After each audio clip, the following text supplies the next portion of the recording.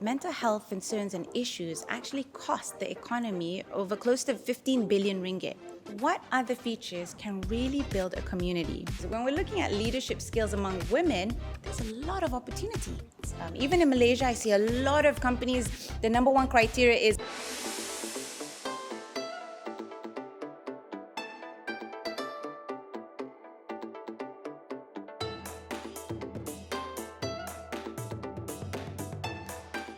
Hello, listeners. Welcome to the Crouching Tiger, Hidden Dragon podcast. We talk to business leaders in Asia, and I'm very excited to have Maddy, who came all the way from Ampang, and we are actually in Petaling Jaya. And shout out to Iconic Co-working, and later I'll shout out them again as well. But this is Maddy came all the way from Ampang to join us. So a bit about Maddy. Maddy is the founder and CEO of PlusVibes, and I am very pleased to have her here today. And I want to talk about a very specific topic that I am passionate about, which is mental health. And since a lot of my listeners and viewers are in corporate, I would like to see how it can make an impact in Malaysia and beyond, and of course in the business space as well. So PlusVibes has more than 20,000 users and more than that right now. And I've downloaded it as well. 40,000. Yeah, 40,000, right? So, and the features on the PlusVibes app lets you find counselors, lets you find motivation, support, and simply lets people share their feelings. Yes. And Maddy is very accomplished. You can go to MadihaFuad.com and you can see her being recognized as one of the 50 global rising stars in ESG. And she is a speaker. We were just talking before today, and she just came back from Fuzhou, China, which was very interesting. And she has spoken all across the world. And she has a very interesting background. And she has grew up in many places in the world as well. Maddy, welcome to the show. Thank you so much, Bob. It's actually an absolute honor to be here. Yeah, so besides the introduction, and that is the formal introduction that you can find on the internet, on your website, and on LinkedIn as well. Like, if I were to ask you, like, hey, who is Maddy? What would you say? I would say an entrepreneur who likes to find a lot of different ideas and to pursue different things depending on the market trend. So right now, I'm doing about mental health. Before that, I was doing interior design. Before that, I was doing food truck, F&B. So it really depends. And I think it's where the passion goes. I think that's a little bit about me as an entrepreneur.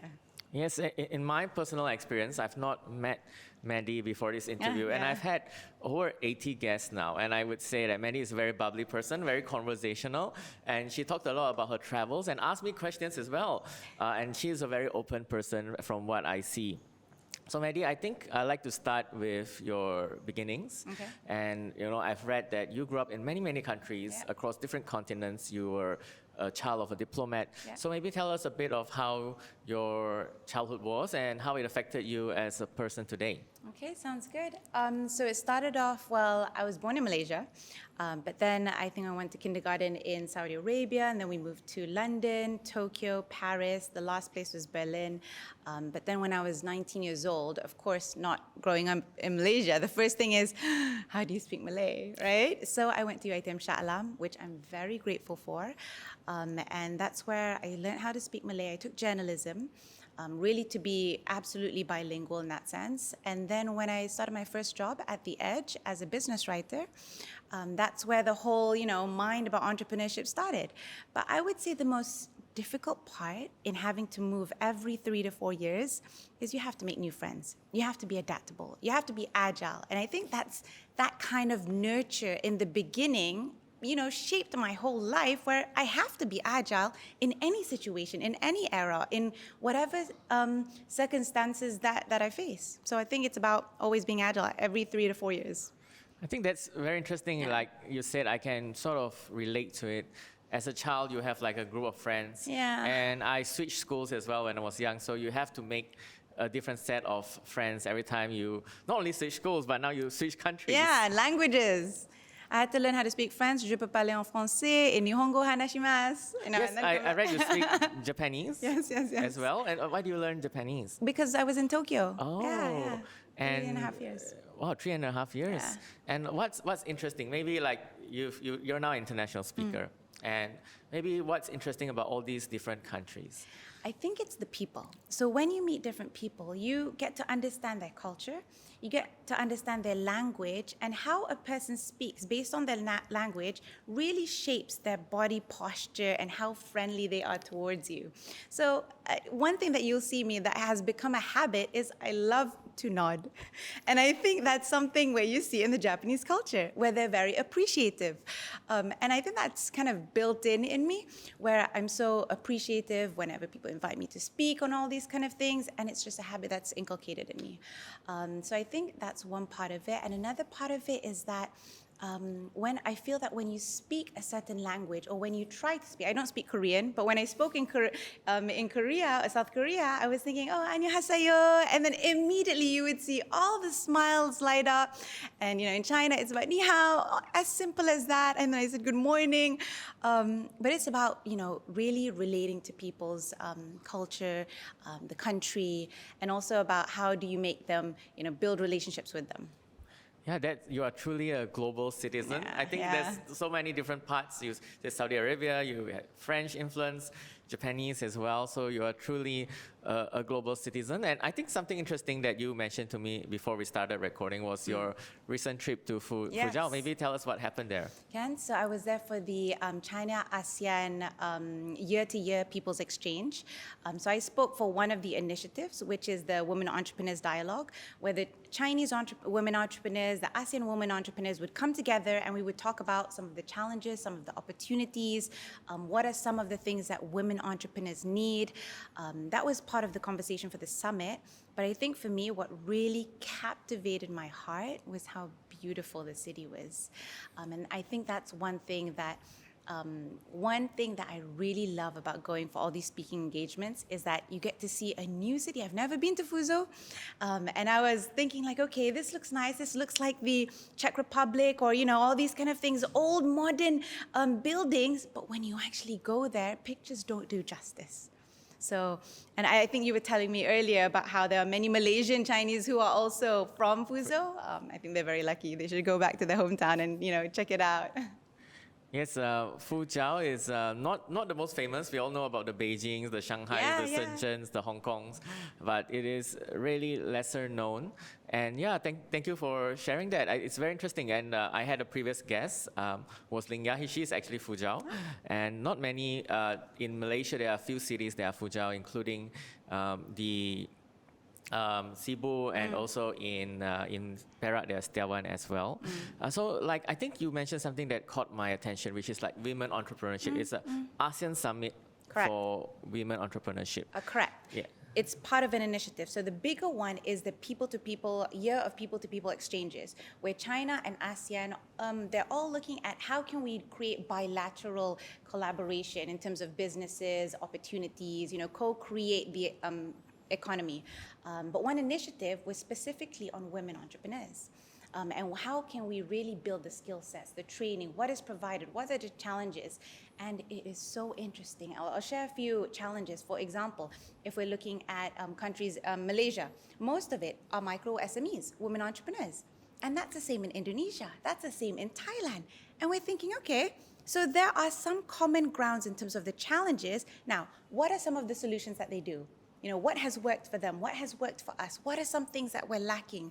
I would say the conclusion would be confidence level among women entrepreneurs, the capacity and the need to want to become small or medium or larger enterprises. Sometimes they want to stay small because it's easier and it's stress-free.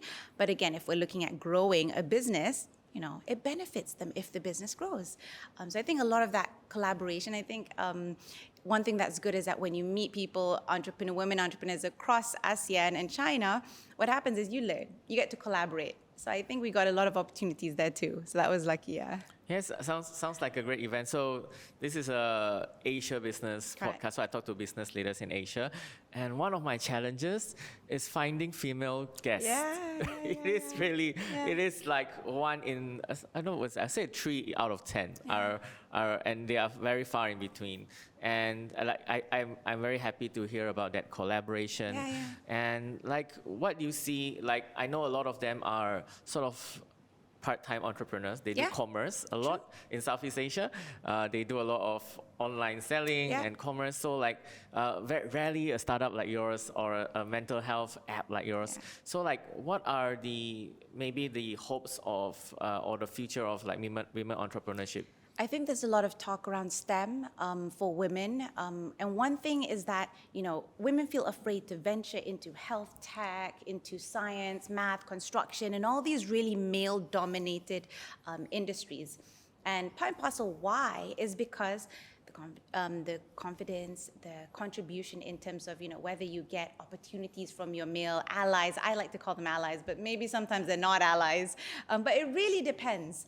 But then it just takes whether you want it enough, whether you really believe in that purpose and vision to really want to change the status quo, which is the same with PlusVibes.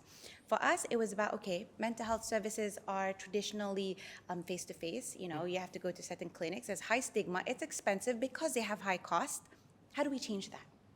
How do we digitalize it? What are some things that we can leverage on?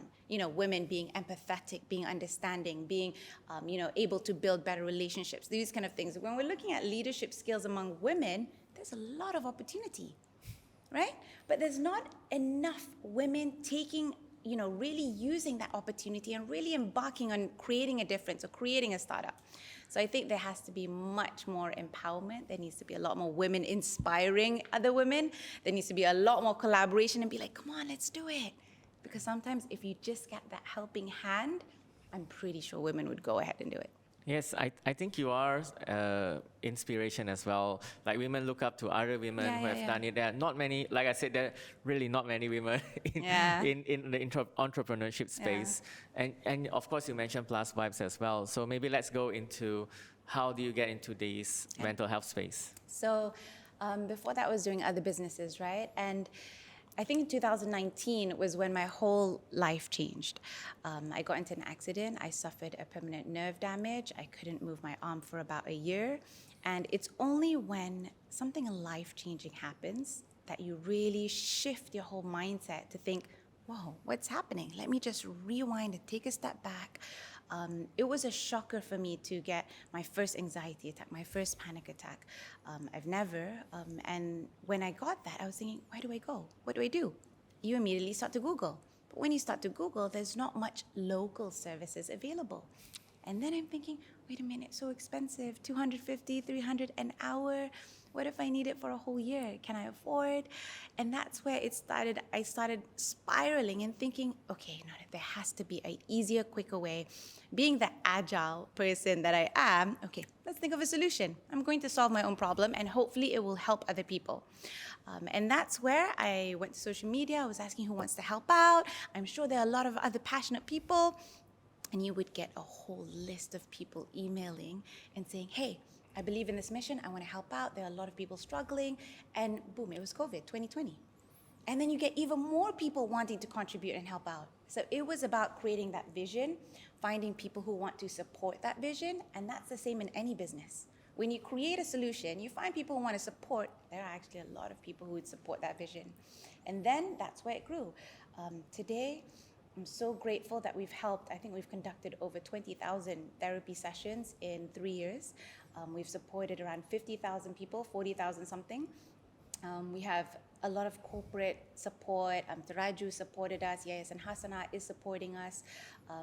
And it's all from us creating that awareness, showing how do we create value in helping people. Yes, it's a service. Yes, we're a social enterprise. We need to be sustainable. But at the same time, it's about value. What are you providing different? And that's how PlusVibes kind of grew. It's about the vision and people believing in that vision. Wow, that's so inspiring.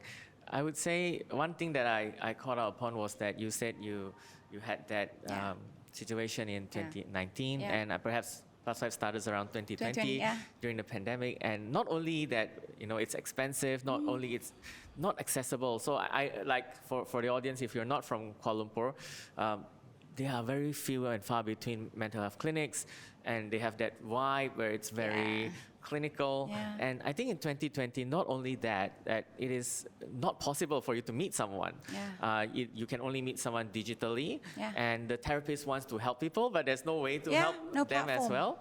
So like, how did COVID sort of maybe accelerate it? Did COVID play a part in the birth? Definitely. How we reached out to people were through the support from influencers. Again, it's about the vision, right? So influencers, we got so much support in them creating the awareness. Within 3 months, I think we got close to 6,000, 7,000 downloads. And they were constantly using it, and then we got a lot of vibers. So we don't call our specialists. Some are specialists and some are vibers. Vibers are people who share their vibes with you, but they have the relevant qualifications and academic background, because we really wanted to destigmatize it. But we immediately saw the high take-up rate. And number one, it was because part and parcel, we had the free feature where you could just immediately, on demand, chat with the counselor, chat with the psychologist. And then there was also the anonymity part, right? And then there's also the 24/7 accessibility part. So it was really identifying what was it that I needed. Okay, let's digitalize that. Let's do it. Let's provide the services. And you would see the demand, right? So now the demand is here, and we're starting to catch up on the supply now. But of course, I think we've perfected the system enough to now have interest. So all the speaking engagements that I have, we're looking at collaborations on how to grow PlusVibes, right? So there's interest in South Korea, there's interest in Cambodia, there's interest in China, hopefully in Singapore, Indonesia. It's about really globalizing that service. Yes, I think you are a true entrepreneur. I listen to a lot of startup stories, founder stories. I like that you started with a problem that you yourself had. Yeah. And then from that problem, you found and you had a vision. Yeah. I think a lot of people just build technology just for building it, and people will come, no, you're like, the technology is by the way. This is the vision. This is people, we want to help people, just like you said, the supply. This is the supply of people who want to help, people want to be helped, and you bridge that gap. So that is that. No matter what technology, and PlusVibes is a good app. Don't get me wrong. I've read through the Google reviews. It has very good reviews, and I personally used it a bit as well. So it is a very good technology, and I think it will go very far. So right now, I think it is, like you said, over 40,000 people that you have helped. So like, what's next? What is the next iteration, or what markets are you going into for this? It's quite exciting. I think the team is really excited. And the founding team has been the one who have really supported the whole company from the beginning, because it's about that vision, right? So what's coming next, what we do is we identify, okay, on demand, we've done that. Specialists, we've done that. Reaching into new markets, we've done that. Next is, what other features can really build a community? Now, I'm not going to create a spoiler just yet, but the new feature that we're going to launch, hopefully by mid this year or by the end of the year, is a feature that people have used before, but it wasn't really catered towards mental health yet. So I think a lot of things, how PlusVibes was even built, was from the inspiration of other apps. You know, identifying, okay, this app already exists, this is what people love about it, but this is what is also missing. You know, so it's about identifying that. So that's what we did.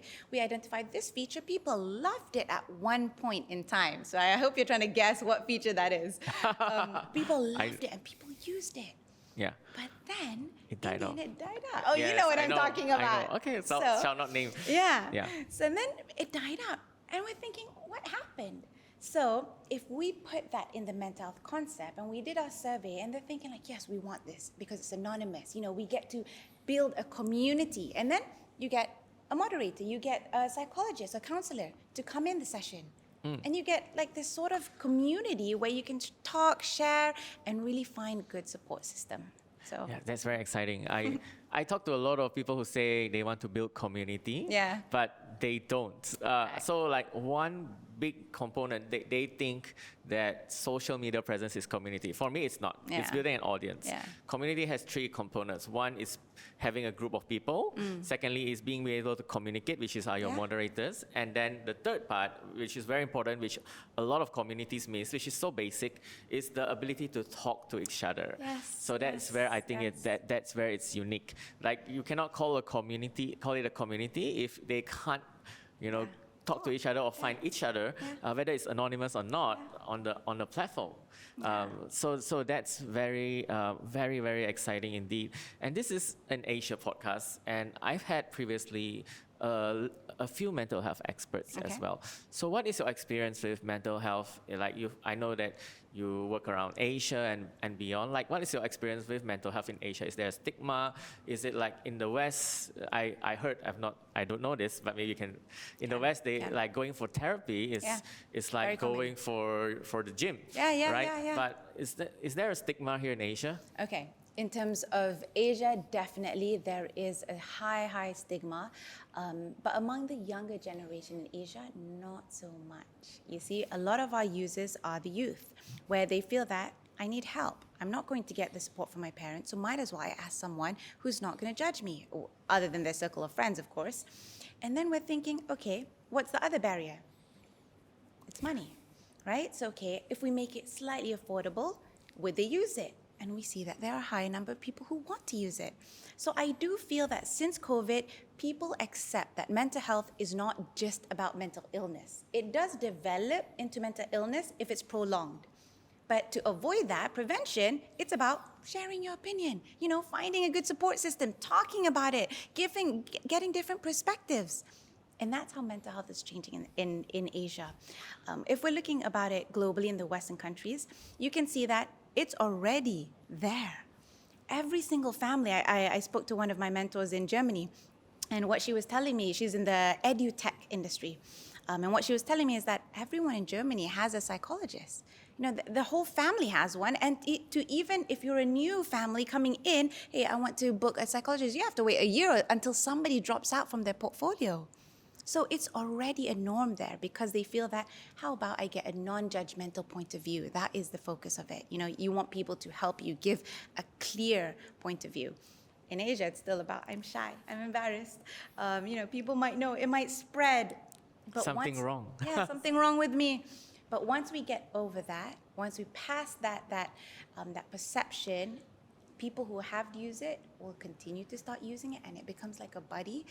Of course, it's about becoming a better person, not to be dependent, but to know that if you ever go through something, you have someone you can ask for help. Yes, I really resonate with that. I think mental health starts with being open. Yeah. I think the stigma is, and I was like this too. I thought going to a therapist, you need to be like having panic attacks or like having like if you're not sick, don't go see a doctor. but now I'm also seeing a therapist just for my various fears or my various behaviors. Yeah. So I think the change is you can go see a therapist. It should be going to the gym. You don't have to be sick. Yeah. Or you don't have to have like serious symptoms to go see a therapist. And that's what I like about PlusVibes. You have the vibers. Yes. And then you are breaking that stigma. You have that vibers. And if you need a counselor, a therapist, which I think that one is the next step, but at least you're talking to someone. Correct. Am I right? Correct. And I think it's also about, creating that platform where people feel comfortable, right? Whether it's your daily stress. So on the app, there's two parts. I want to share good news and I need comfort and support. So we often miss out on the good news part. Sometimes you want to share and you want to be happy, but you don't want to tell your circle of friends or your family just yet. And you still want that excitement and you just want that support system. You can share good news, right? So it's about going through your day-to-day life, but knowing that you have a support system, because that, I believe that is the number one key that will help you grow as a person. Without a support system, whether it's friends, family, mentors, people who your co-workers, if you don't have a support system, you will feel so lonely, you will feel depressed, you will start having all these symptoms. And that's what you want to avoid. So support system is key. That's amazing. And I know that you recently spoke at HRD Corp's event last year as well. So when it comes to corporations, what do you think they should do to increase mental health awareness among their employees? So one thing that PlusVibes does is we have a mental health strategy for corporate companies. And the reason why is because not every single company requires the same solution. Sometimes they're very good at corporate culture, but they leave out the part where some people who have personal problems and have no one to reach out to. Another part of it is about really changing that corporate culture to make it psychologically safe. And what I mean by that is allowing them to be, like you said, open about whatever they're struggling with, needing help, and sometimes there's no space for that. Another part is maybe they just need awareness, training programs, workshops, these kind of things, but not a touch and go program. So that's something that I really feel doesn't really benefit people much, is when you do one workshop and you expect them to memorize everything and, inculcate it into their habit and then, immediately become a mentally positive person and create that culture. It's a habit that you have to build, whether it's a 3-month program, whether it's a 6-month program, especially in leaders. So I think the World Economic Forum and Harvard Business Review released a lot of research and data about how the workplace is changing to adopt and adapt to the needs of the younger generation. And we're thinking, why do we need to change? Because these are the future workforce. So the leaders now, what they're doing is they're guiding operational tasks for the younger generation. But if the younger generation don't feel like they fit or believe in the mission or have their mental health taken care of, what's going to happen? The high turnover rate, right? You're just going to keep on having to train and train and train. So in order to retain talent, it's about really understanding what they want and need. It's about providing things where they feel safe, like, okay, I like this work. I believe in this vision. I'm taken care of. Not to say work from home every single day, but it's about knowing that you have that mental health support for them, because that's what the younger generation want and need. I think that's very important because we spend more time at work Yeah. than at Yes. home. Like we see Yes. our teammates more than our partners. Yeah. And for the Gen Z, it's more about them fitting in, feeling like there's a place, there's a purpose, etc. So maybe let's do a bit of pitching here and say, Yeah. okay, so I'm a company. Yeah.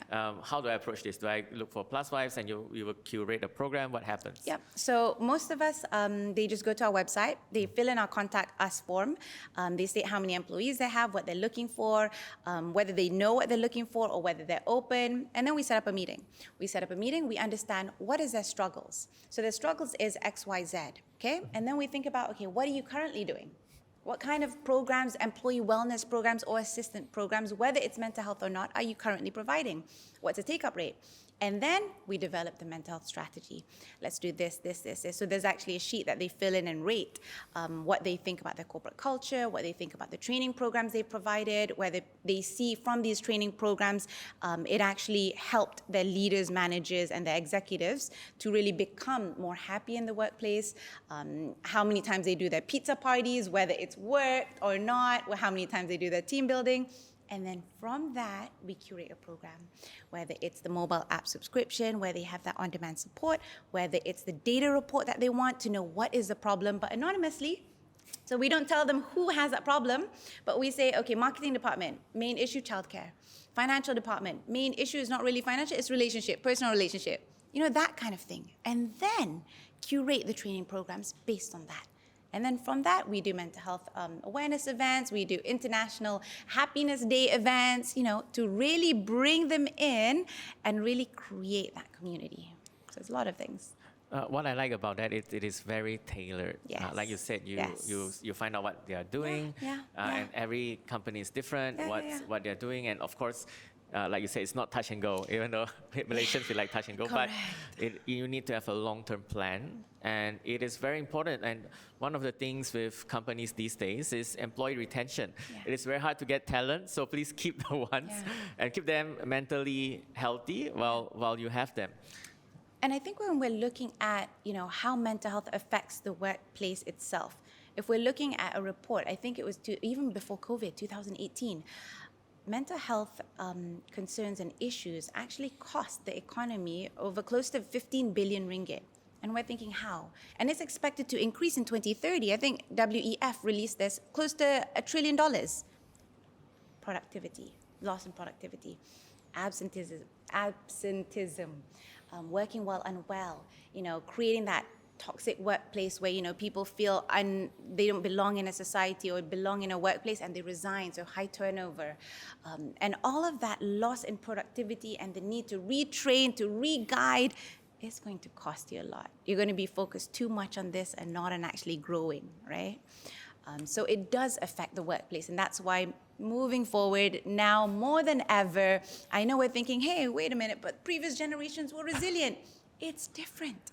The challenges before in previous generations and the challenges now with digital access, chat GPT, all these kind of things, you need much more than your technical skills. You need soft skills. For managers, you need to know how to be a leader, right? So there's a lot of things. This reminds me of something I watched on Netflix. Yeah. So recently I watched the David Beckham series on Netflix. Yeah. And every time he moves from England to Spain, Yeah. they look at Posh Spice with Victoria, and if she's not happy, then so it's same for a person as well, right? So if your family is not happy, if you're not happy in your personal life, it affects your work. Yeah. No matter how diligent you are, how hardworking you are, your personal life does affect your mental health, does affect your work. Definitely, because and that's where we do the assessment. Are you providing services that help them in the workplace, or are you also providing them a resource that helps them outside the workplace? And a lot of them miss this outside the workplace, right? Because you think, oh, okay, that has nothing to do with the workplace, but it does. Whatever problems you have outside, it's going to bring into your workplace, and that's going to cause that whole stress. Yes, that is very, very important indeed. And I hope all the listeners who are mostly business leaders take that in and maybe reach out to Maddy as well for help on these. So last thing we like to talk about, we've talked for 30 minutes already, is ESG. And I know that you recently shared on the emerging trends in ESG at the Korea APEC Forum. And you also shared a bit that, you needed to prepare your speech, and then there were translators in the speech as well. So maybe share about the experience and maybe share a bit about the emerging trends as well. So I think for these international speaking engagements, Korea was my first time. Before that, I spoke at smaller ones in Singapore, but then Korea was a full-on Korea APEC forum where they were thinking about, okay, again, how do we really build entrepreneurs? One thing that I didn't know was that I thought I could just go there and speak in English, but they actually require your speech beforehand. Now, I like to just wing it because I feel more passionate whenever I'm sharing things at the top of my mind. So when it's scripted, why? Is because they need to translate it, right? For people to listen to the recording, and then, it's translated into Korean. So that was something that was very interesting for me. But I think it's also about how so many people across the globe are looking at ESG. We look at environmental, we look at social, we look at governance, and the importance of these values in an organization is what makes it sustainable, is what really makes it sustainable, not just on a business sense, but socially, environmentally as well. So I think a lot of more companies are having that kind of importance. Even in Malaysia, I see a lot of companies, the number one criteria is how do you support ESG? That's coming a big thing. And I think all startups need to focus on that too. How are you supporting ESG? Because moving forward, we're all about how do we create a better workplace? How do we create a better world? So I think that's the crux of it for Korea. And it was actually the same thing in Fuzhou as well. They required a script. They needed to translate it into Mandarin. It was an amazing experience, I would say, all these international speaking engagements. But I think what never really fades away is the nerves that you'll have before that. I think that's the same in everything. Even with the HRDC talk, I think that was close to 4,000 HR managers across Southeast Asia. That was the largest, and it was the one that opened doors to so much more opportunities and understanding of what HR managers are actually struggling with. So I think that's the best part of it.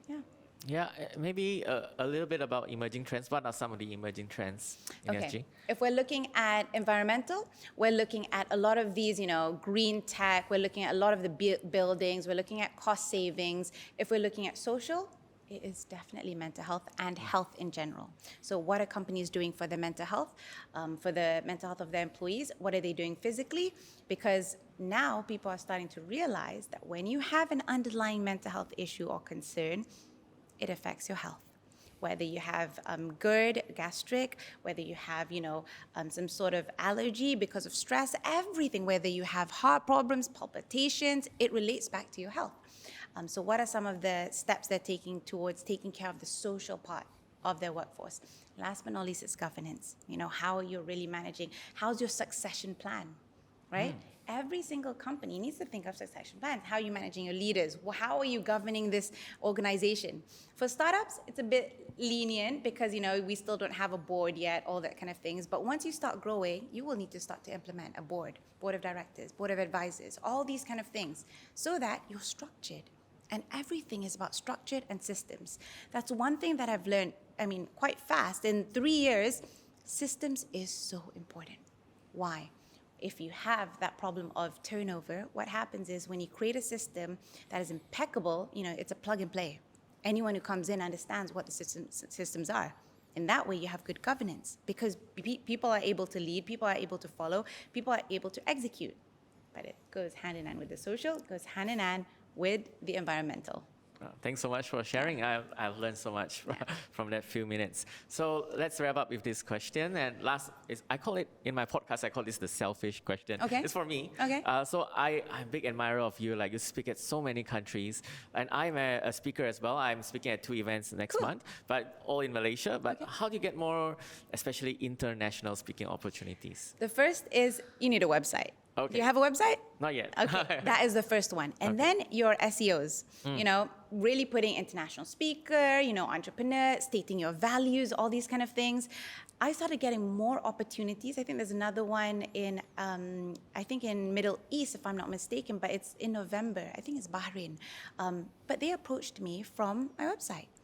And I only started my website in January after the Korea one. So the Korea one was the first stepping stone. And after that, it kept on snowballing. China, Bahrain, Singapore. And then I'm thinking like, this is actually good. Now, why do people want to become international speakers? I think I come across a lot of this on social media where you see all these people, I like to follow motivational speakers. They get treated like celebrities. And you're thinking like, wow, but the value that they bring in, the contribution that they have to society is what makes it meaningful. When you, after that talk, when you have people coming to you, asking questions, having that conversation, building relationships, you increase your network. You increase the number of people you impact. You increase, how you feel about yourself. So the first is website, digital presence, record everything, really market it, whether LinkedIn and Instagram. I think those are the 2 main ones that I use. And then really showing the value that create. Why would people want to invite you?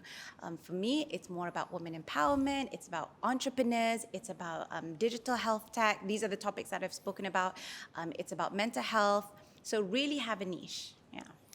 That is amazing. I'm going to do my website this weekend. Nice. Thanks for sharing that. I've looked through your website as well, and from what Maddy has shared, yes, everything is there. Like, she has the topics on top, she has her bio, her profile, her photos, gallery, and media features. Yeah. Everything is there. So great. So Maddy, last but not least, I'd like to thank you for coming all the way here, and thank you for sharing so much about like starting off for women entrepreneurship, and very importantly, mental health, and last but not least, some of your speaking experiences as well. And before we wrap up, I'd like to shout out Iconic Co-working. So Maddy came here as well. So Iconic Co-working is our sponsor for the venue. So if you have to do training, if you co-work here, or if you want to actually just use the space, just come and check out Iconic Co-working. It's in Petaling Jaya. So thank you again, Maddy. Thank you so much. All right, thank you for watching. I'll see you in the next episode.